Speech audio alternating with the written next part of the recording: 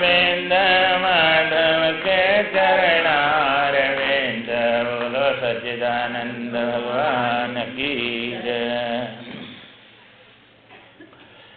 ये कल बतलाया था, हे राम जी, ये जो संसारी लोग हैं वे इस संसारी संपत्ति में ही अपने को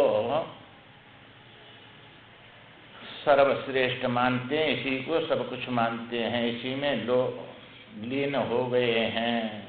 वे ही पुरुषों में जो है अधम हैं और अंधे मेढक के समान हैं। इसलिए वो जो है वह विशेष लाभ को नहीं जानते हैं, जो इससे भी बड़ा कोई आनंद सुख है स्थायी। और ये तो सब क्षण अगवा पाई अनित्य है। धनदारा सुत पुत्र अश्व रथ घोड़ा हाथी, ये सब नाशवान, ये अनित्य जीव के ये नहीं साथी, ये सब नाशवान है, अनित्य हैं। ये सब जीव के साथी नहीं है, सब छोड़ के जाना पड़ेगा।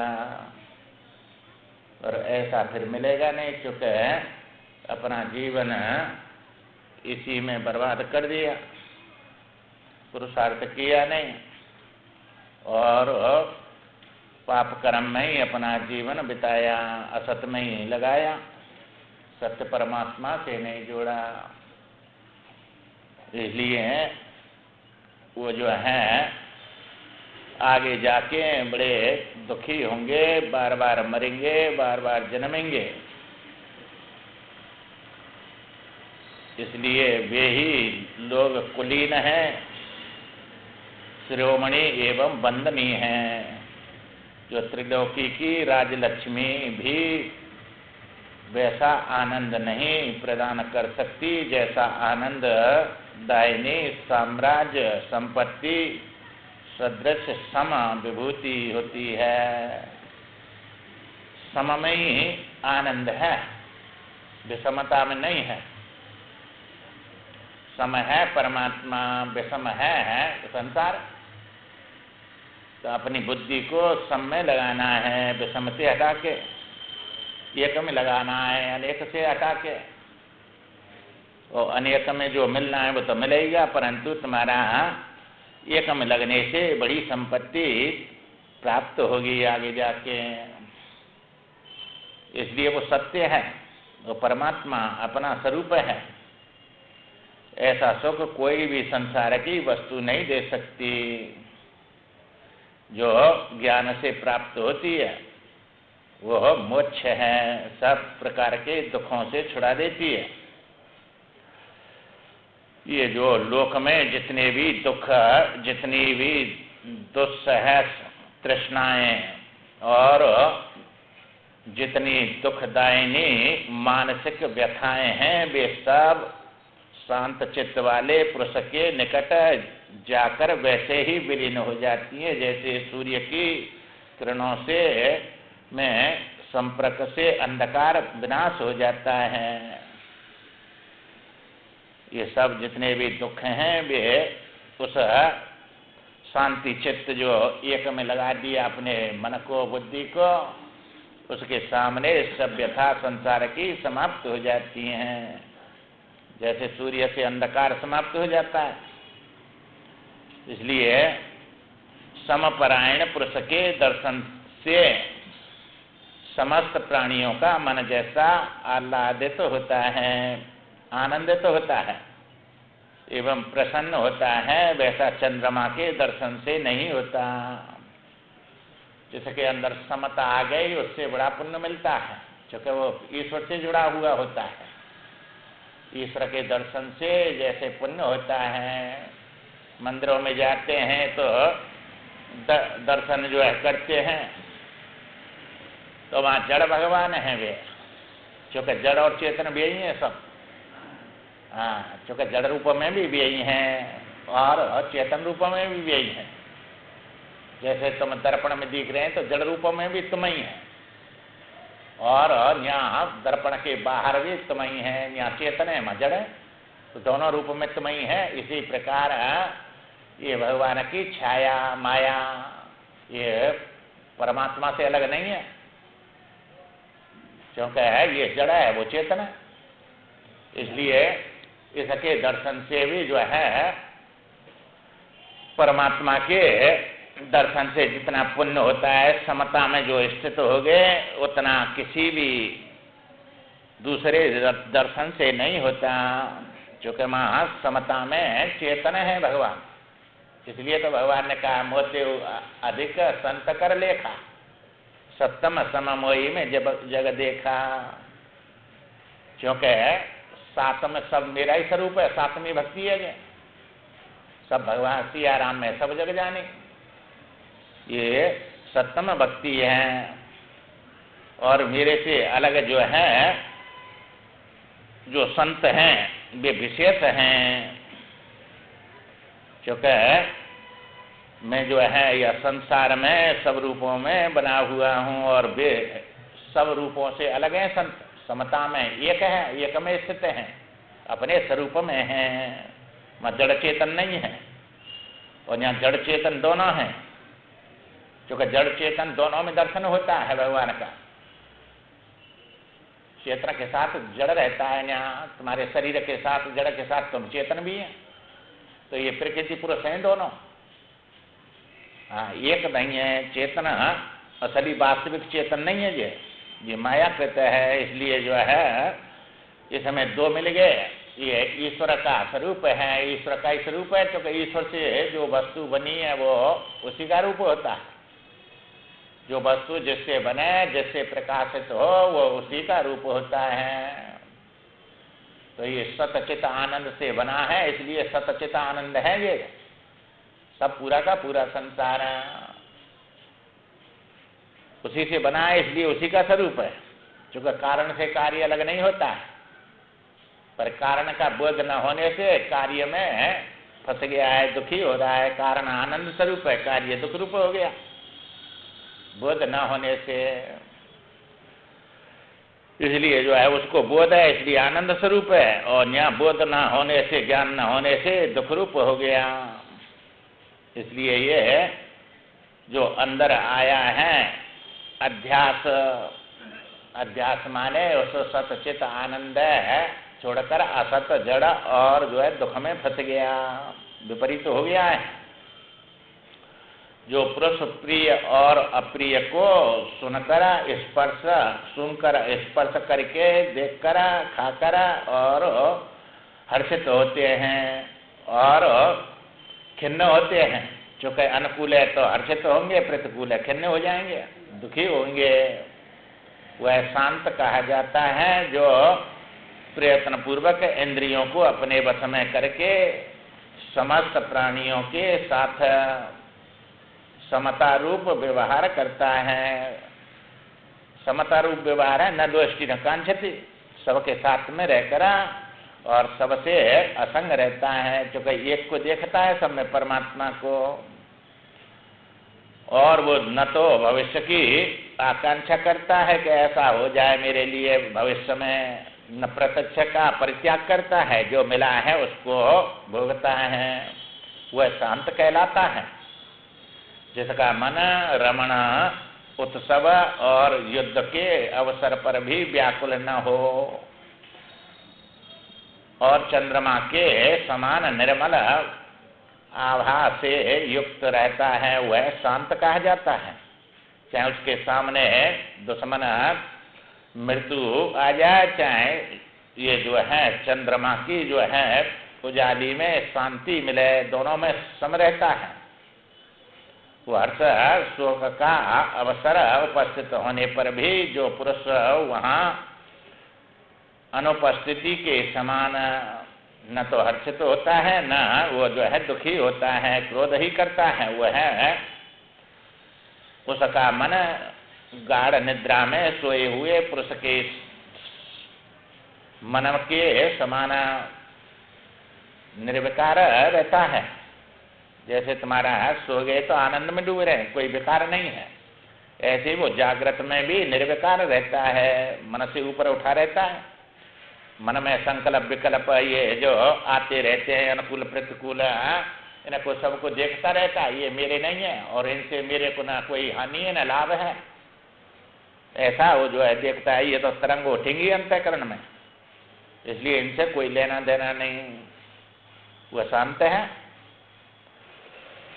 और उसका जो है ये व्यवहार होता है जैसा कि अमृत प्रभा के सदृश सुखदायिनी तथा प्रेम पूर्ण दृष्टि सभी प्राणियों पर समान रूप से पड़ती है।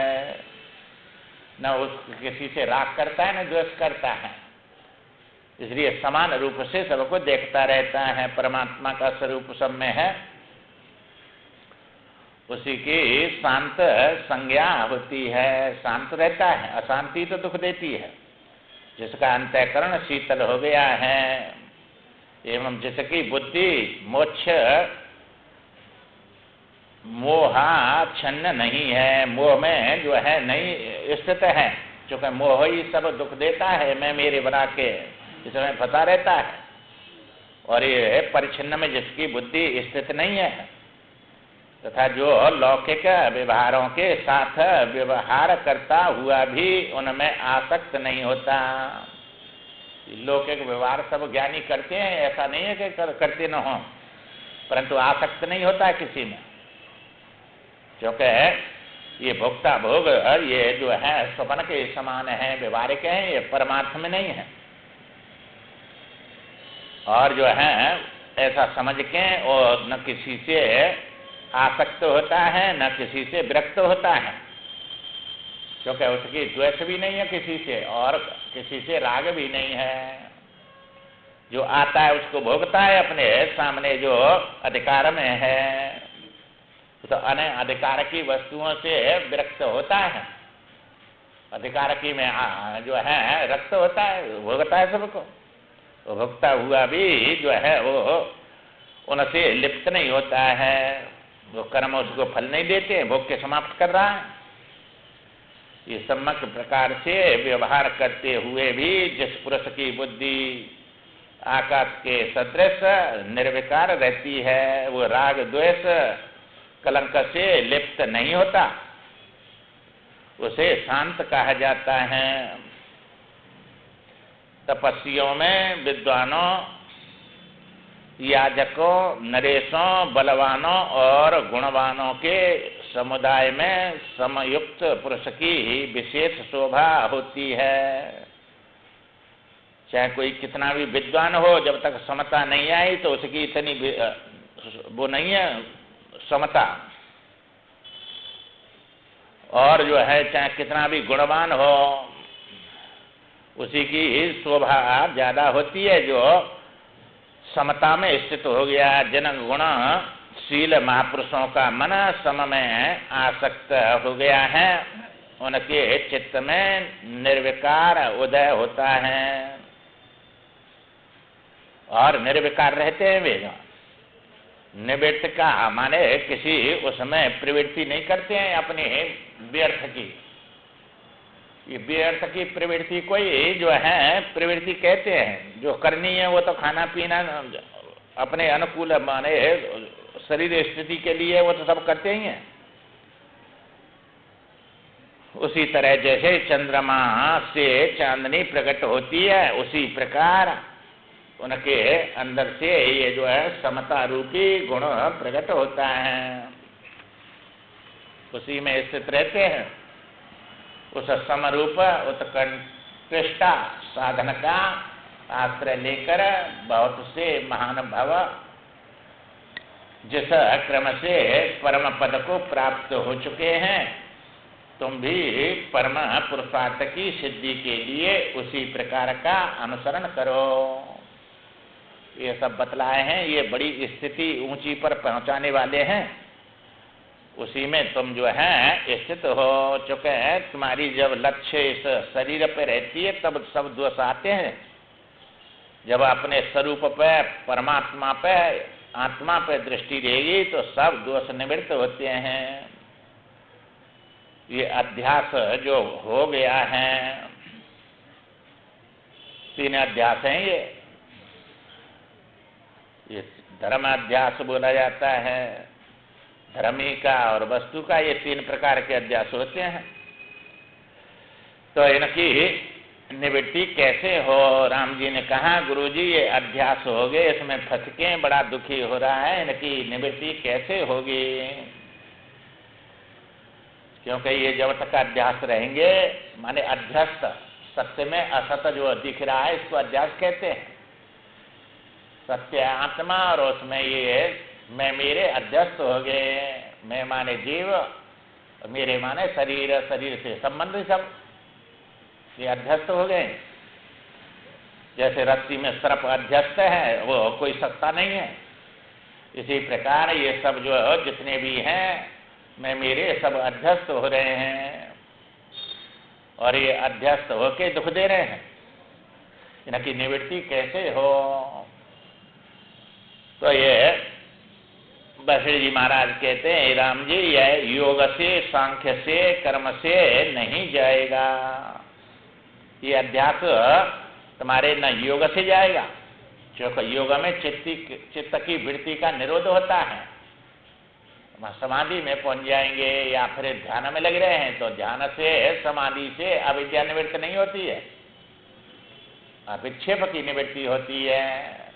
जब तक शांति में है, समाधि में, ध्यान में है, जब तक विक्षेप नहीं है कोई, और वहां से उत्थान हुआ हटे और फिर विक्षेप आ जाएगा। इसलिए योग से ये अध्यास नहीं जाएगा, सांख्य से नहीं जाएगा। सांख्य माने प्रकृति और पुरुष दो मानते हैं। ये दो में जो है द्वैत रहता है, उसमें भी ये अध्यास नहीं जाएगा, चूंकि द्वैत का ही नाम तो अध्यास है।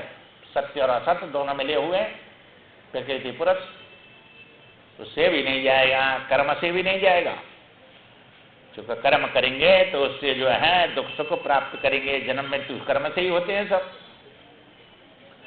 इसलिए जब तक अपने स्वरूप को सजाति, विजाति और स्वगत भेद से रहत अद्वैत नहीं समझेंगे और अपनी अबाधित स्वयं प्रकाश सत्ता को जगत का कारण नहीं समझेंगे, जानेंगे,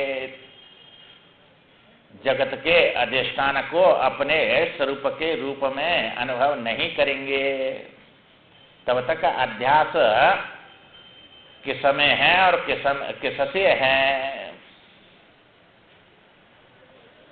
तो वो दोनों जानने पड़ेंगे। उन दोनों की एकता का बोध नहीं होगा तब तक नहीं जाएगा। ये बात बसरी जी महाराज कह रहे हैं। क्योंकि अपने स्वरूप में ये जो है सजाति विजाति भेद नहीं है, स्वगत भेद नहीं है आत्मा में।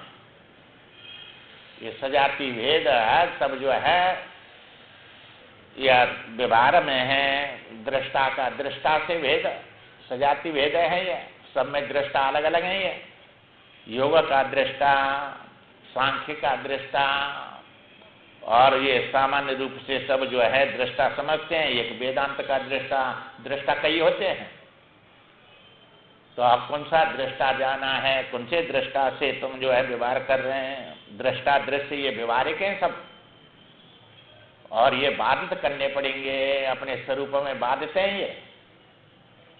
इसलिए जो है उस समय भेद नहीं है। ये योग में अलग अलग दृष्टा हैं सबके, क्योंकि योग में दृष्टा रह जाता है, दृश्य का बाद हो जाता है।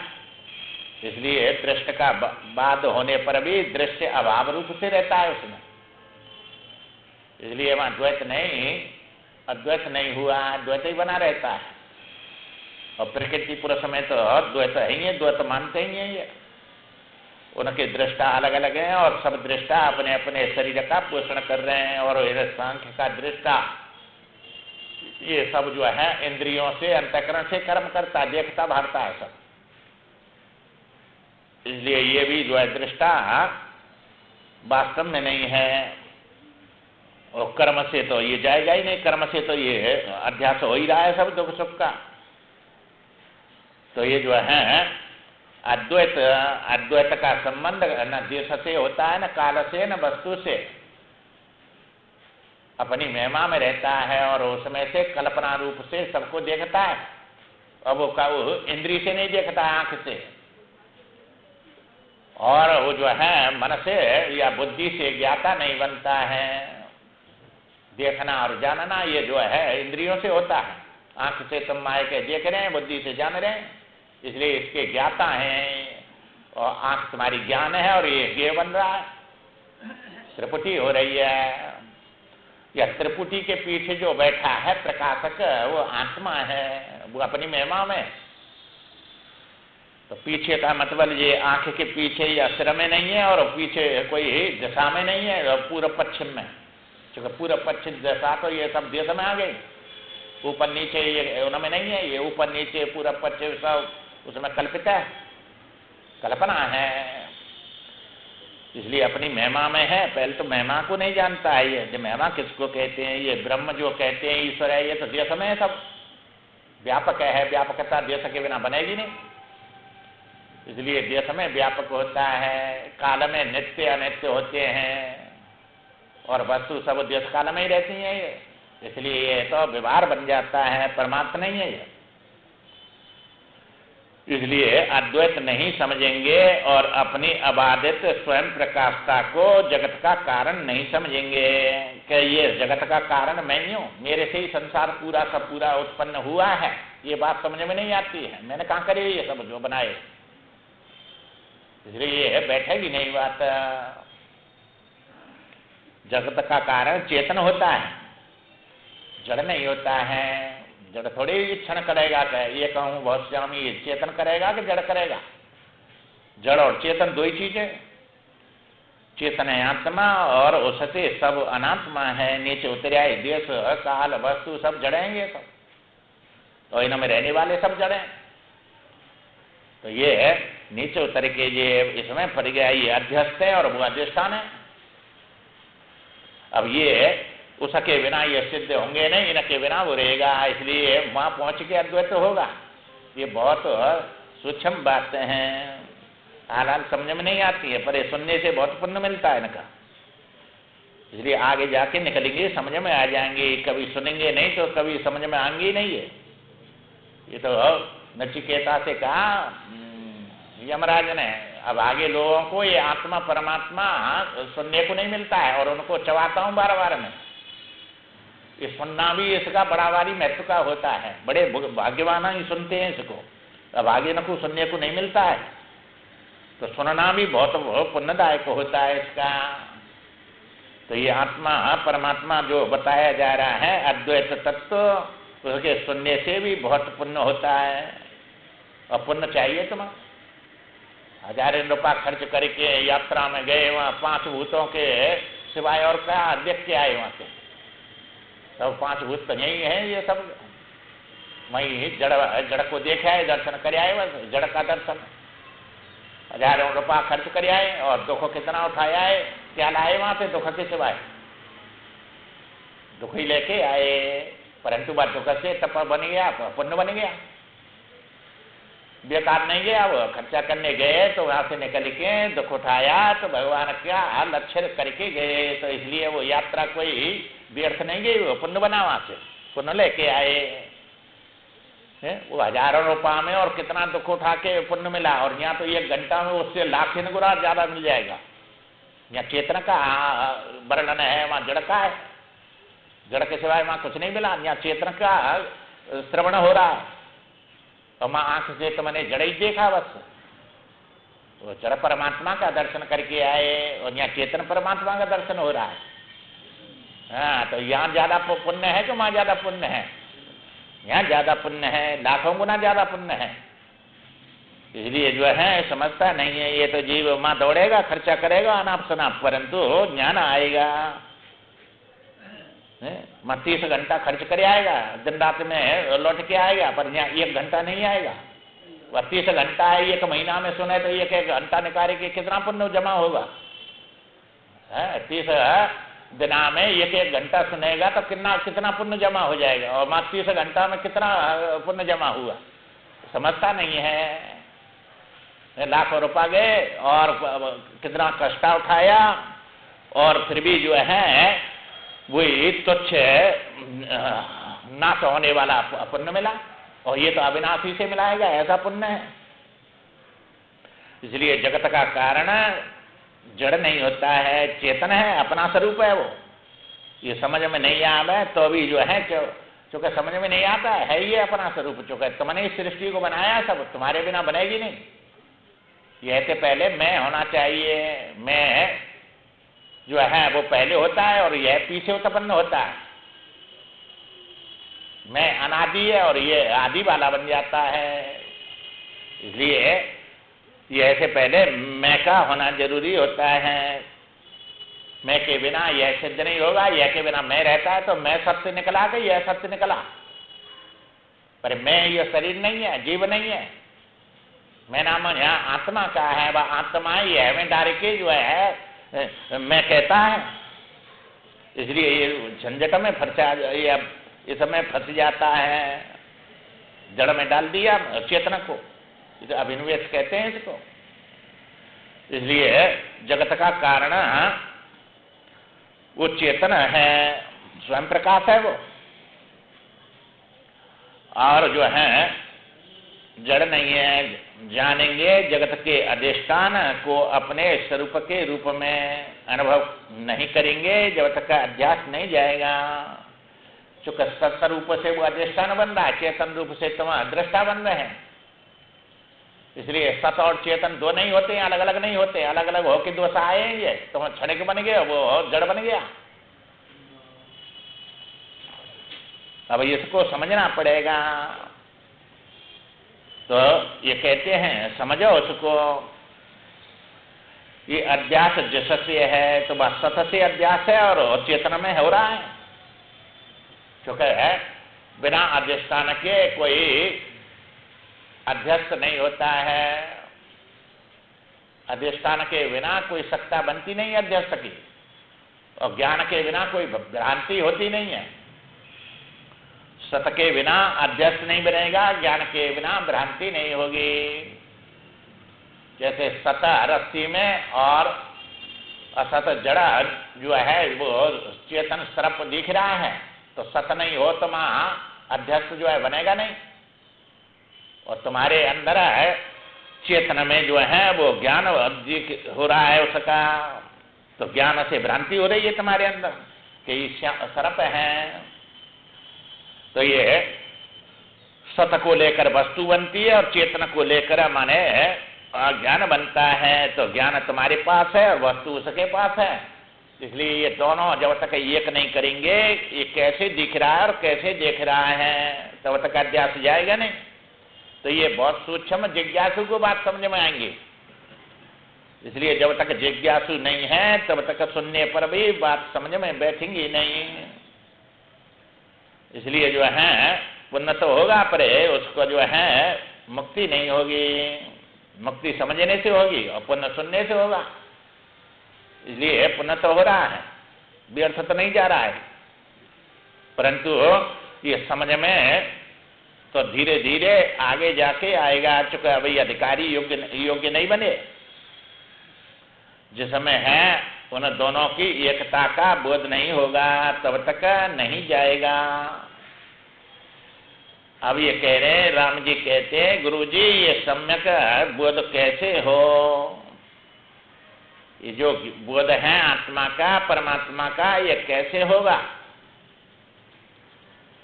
तो गुरु जी कहते हैं राम जी ये अबोध का निराकरण ही बोध है। यह सतगुरु द्वारा ही विचार से ही होगा। जो अबोध माने अज्ञान तुम्हारे अंदर है उसका निराकरण होगा। क्योंकि ये बोध अज्ञान को निवृत्त करता है, आत्मा का ज्ञान नहीं कराता है। जैसे तो या मायक का ज्ञान हो रहा है तुमको, ऐसे कहीं आत्मा दिखा दे, ऐसे है आत्मा दिखने वाला नहीं है। ये तो अज्ञान नहीं देखने दे रहा है, अज्ञान निवृत्त कर देगा तो तुम आत्मा ही है। जैसे है जो कर्ण जो था सूर्य पुत्र था, और जब अपने को सूत पुत्र समझ रहा है तब भी सूर्य पुत्र ही है। जब माता कुंती ने या भगवान श्री कृष्ण ने उनको बतलाया कि तू कुंती पुत्र है, राधे नहीं है, कुंती है, सूत पुत्र नहीं सूर्य पुत्र है, तो उसका अज्ञान ही निवृत्त किया उन्होंने। जो गुरु थे उसको ज्ञान कराने वाले, माता कुंती चाहे भगवान कृष्ण, तो उनका जो अबोध था उसका निराकरण कर दिया, नाश कर दिया उसको। और सूर्य पुत्र तो वो पहले से ही था, पर अपने को क्या समझ रहा था, सूत पुत्र समझ रहा था। ऐसे आत्मा तो तुम नहीं जान रहे हैं तब भी आत्मा ही है, ये अपने को जीव समझ रहे हैं तब भी आत्मा है, शरीर समझ रहे हैं तब भी आत्मा है। क्योंकि वो अपने को सूत पुत्र समझ रहा था तब भी सूर्य पुत्र ही था, पर ज्ञान नहीं था। ऐसे ही तुमको ज्ञान नहीं है यहाँ, इसलिए अबोध का अबोध है, अज्ञान है, और उसके निराकरण को माने उसके नष्ट करने को बोध कहते हैं। आत्मा का बोध ऐसे नहीं होता है किसी विषय रूप से बता दे कोई कि ऐसा है, क्योंकि अनुपम है, उसकी कोई उपमा ही नहीं दे सकते। उसके समान दूसरी वस्तु होती तो बताते ऐसा है वो आत्मा, या आंख से दिखता तो बता देते उसको, तो वो तो किसी इंद्री का विषय बनता नहीं है, न किसी मन से न इंद्री से, किसी से बुद्धि से जाना नहीं जाता है, वो जानने वाला होता है। और वो तुम्हारा स्वरूप है, यह सतगुरु द्वारा ही विचार से ही होगा और अधिकारी को होगा। जब तक जिज्ञासा पैदा नहीं होगी तब तक आत्मा का बोध नहीं होगा। आत्मा का बोध मतलब ये अज्ञान नहीं जाएगा। हाँ, अज्ञान जब ही जाएगा जब मोक्ष होगा, जिज्ञासु होगा, तब जाएगा, पूछना चाहेगा, इससे दुख दिखेगा। अभी तो सुख दिख रहा है इसमें। ये सुनना जो है, ये सुनना तो अलग होता है, समझना अलग होता है। हाँ, सुनने वाला समझना चाहेगा तब ज्ञान होगा। सुनना तो जो है रावण भी सुनता है, लागत धर्म सिखावन मोई। वो अब रावण जो है हनुमान जी की बात सुन रहा है तो सुनना पड़ रहा है, उसको सुनना पड़ रहा है, सुन थोड़ा रहा है। सुने तब तो उसको बोध होए, सुन नहीं रहा है, सुनना पड़ रहा है। तो ऐसा नहीं कि तो जो सुन भी आ गया तो वो समझना चाहता है, समझना नहीं चाहता है, सुनता है, पर सुने बिना समझ में आएगा नहीं। अब सुनने लग गया तो समझ में आ जाएगा। धीरे धैर्य रखना चाहिए, बेकार नहीं जा रहा है सुनना, क्योंकि सुनना बेकार नहीं जा रहा है। समय आने पर ये समझेगा उसको। सुनत कठिन समझत कठिन, साधन कठिन विवेक। ये मार्ग तो बहुत कठिन है, क्योंकि ऐसा माया में फंसा हुआ है। इधर से ये कि इच्छा ही नहीं होती है निकलने की, और दुख दिखता ही नहीं है इसको। राम जी को सब चीज में, माँ में, पिता में, और राज में, पाट में, या अपने शरीर में, बाल अवस्था, यवानी में, सब स्त्री, सब में दुख ही दुख दिख रहे हैं कि सुख दिख रहा है किसी में? सब में दुख ही दुख दिख रहे हैं। तब उसको सुख की जिज्ञासा वही है जानने की कि ये तो सब दुख रूप है, सुख रूप क्या है उसको बताओ। हाँ, उसके जानने की इच्छा वही है, क्योंकि ये तो दिख गया दुख रूप है, और सुख रूप कोई इससे श्रेष्ठ वस्तु है, उसको बताओ। जब तक इस समय दुख नहीं दिखेगा तब तक उसकी जिज्ञासा नहीं होगी। इसी की जिज्ञासा करेगा, इसी में दौड़ेगा, भागेगा। ये यहाँ सुख नहीं मिला वहां मिल जाएगा, ऐसा करने से मिलेगा, ऐसा करने से मिलेगा। इस समय चिंतन में लग जाता है और पूरा जीवन निकल जाता है, सुख मिलता नहीं और दुख जाता नहीं। अब यहाँ जिज्ञासा करें, यहाँ आवे, तो पहले सुनने आवे पहले, और फिर समझ जाएगा। तो आश्चर्य में श्रोता यहाँ सुनने आ गया, वो भी बहुत ऊपर उठ गया, बहुत ऊपर उठा हुआ है संसारियों से, मनसत्व आ गया उसमें, सुनना चाहता है भाई, अभी समझ में नहीं आ रहा है, परंतु फिर भी सुनने आ गया। कहाँ आते हैं? तो ये ठंडी पड़ रही है, वह ठंडी में सब काम कर रहे हैं पर सत्संग नहीं सुनेंगे, श्रोता भी कम हो जाते हैं कि नहीं, ठंडी पड़ रही है आज नहीं जाते और जिनको प्राप्त करना है वो तो ठंडी पड़ी चाहे वर्षा हो चाहे कुछ भी हो, वो तो आएंगे, अपना काम करेंगे। हमें काम करना है अपना, जो है हमारा जो है अपना नेम को नहीं तो, और नेम का बड़ा फल होता है, और नेम वही करेगा जिसको प्राप्त चाहिए, वो नेम को तोड़ेगा नहीं। हाँ, उसका जो है उसमें आता है, जानना चाहता है, चूंकि कौन सा शब्द कब बैठ जाए और कब हमको कल्याण हो जाए, कब हमारी अविद्या नष्ट हो जाए, इसका कोई समय नहीं है। हाँ, उसका जो है समय नहीं है, कब आ जाए और कब हमारा अज्ञान निवृत्त हो जाए। इसलिए विचार द्वारा गुरु से ही होगा। आत्मा का साक्षात्कार कैसे होगा? ये भगवान कहते हैं हे गुरुजी, ये आत्मा का साक्षात्कार कैसे होगा? है? पहले कहा कि सम्यक बोध कैसे होगा? है? तो कहा कि बोध नहीं होता, अबोध का निराकरण बोध है। तुम्हारे अज्ञान निवृत्त हो गया तो वह वही बोध है, तो बोध करना नहीं है किसी को। अब यहाँ पूछ रहे हैं राम जी, आत्मा का साक्षात्कार कैसे होगा?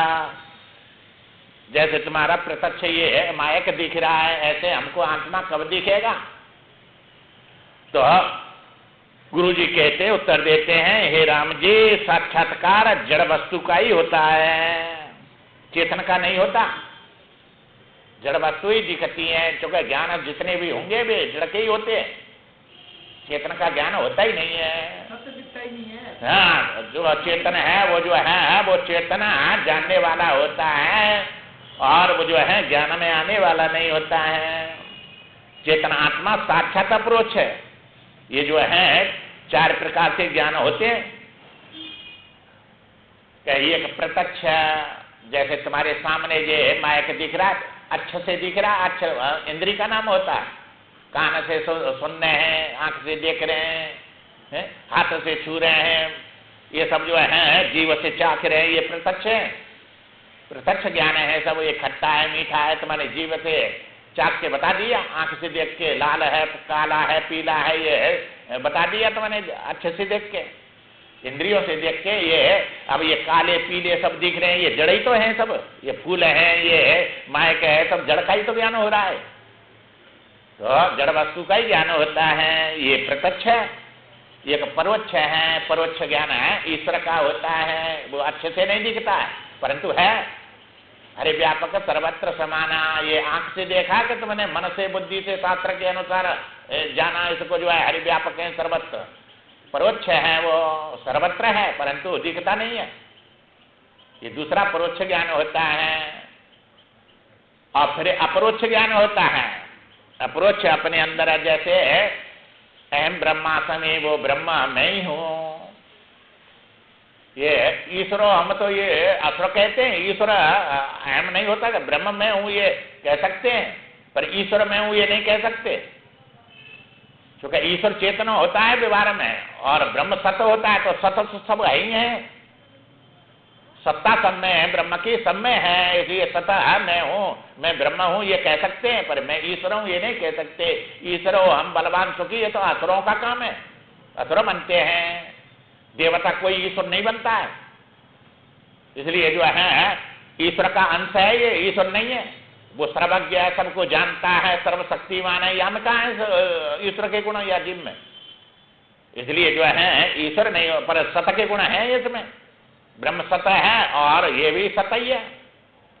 इसलिए सत्य तो उसको कहते हैं अपरोक्ष ज्ञान, और अपरोक्ष कई होते हैं, जीव भी अपरोक्ष है और ये ब्रह्म भी अपरोक्ष है, और जो है तुम्हारे दुख सुख अपरोक्ष है, इंद्रियां अपरोक्ष है, ये सब अपरोक्ष है तुम्हारे अंदर, अपरोक्ष कई होते हैं।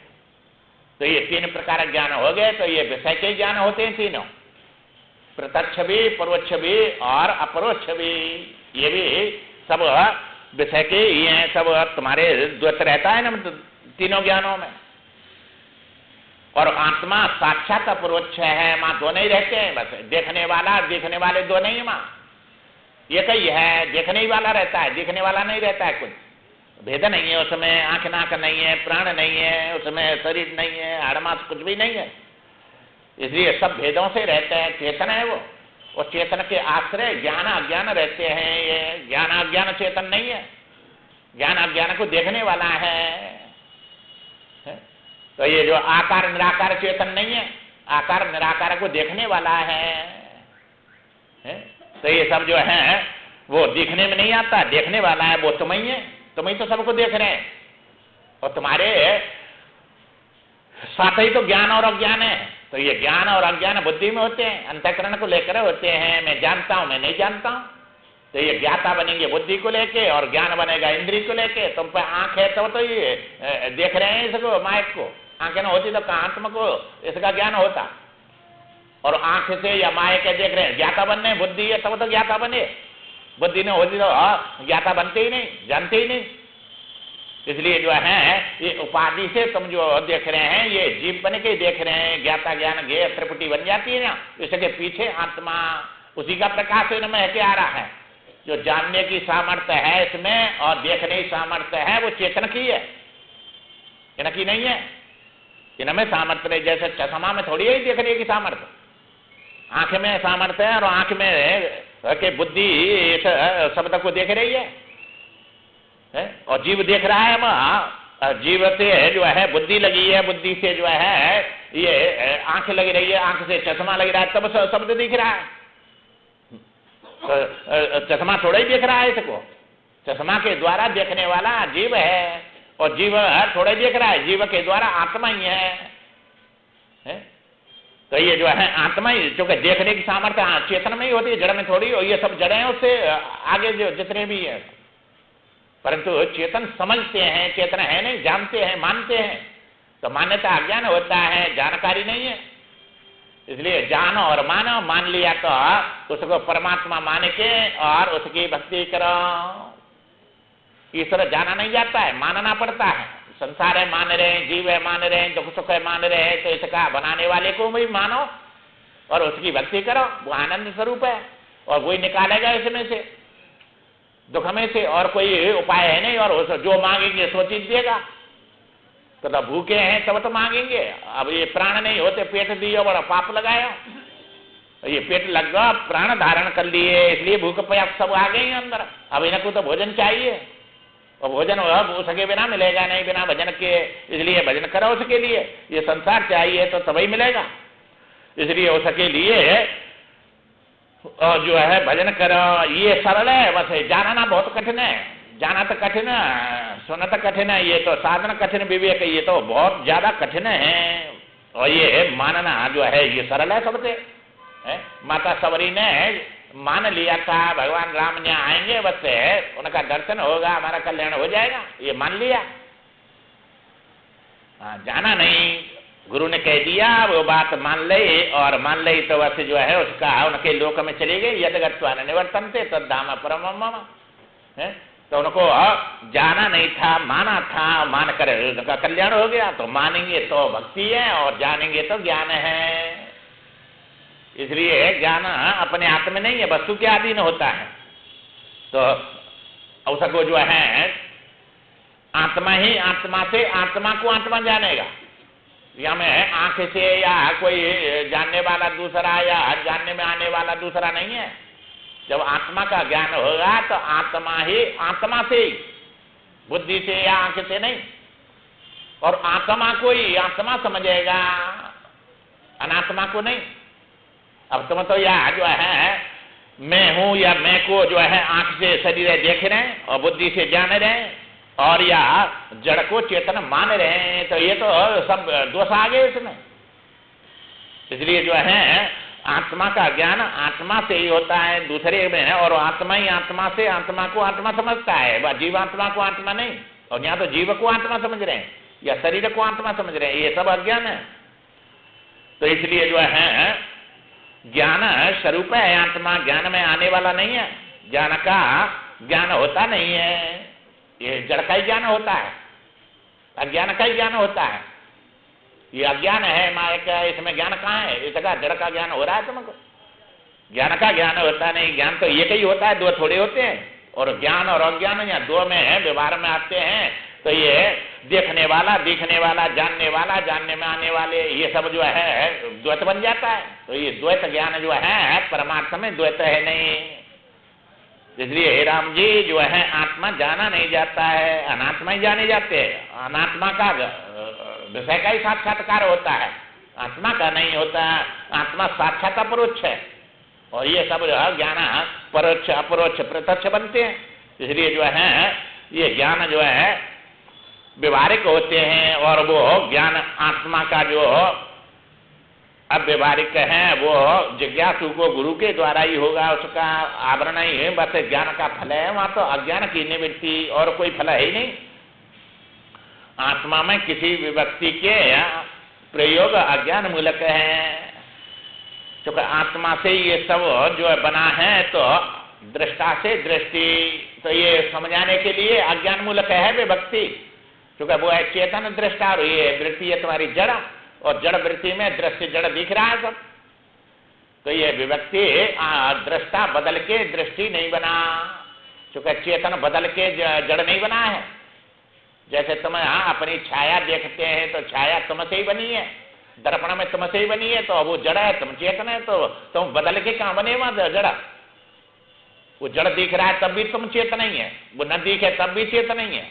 ऐसे तुम्हारी दृष्टि रहे तब भी दृष्टा आत्मा चेतन ही है, और दृष्टि ले ले तब भी चेतन ही रहता है, बदल के नहीं बनता है। इसलिए इसमें कोई दोष नहीं आता है। इसलिए ये विभक्ति अज्ञान मूलक है, जो दृष्टि का चुका है, उसमें दृष्टि से दृश्य अलग नहीं होता है और दृष्टि दृष्टा से अलग नहीं होती, इसलिए ये सब दिखने लग जाता है।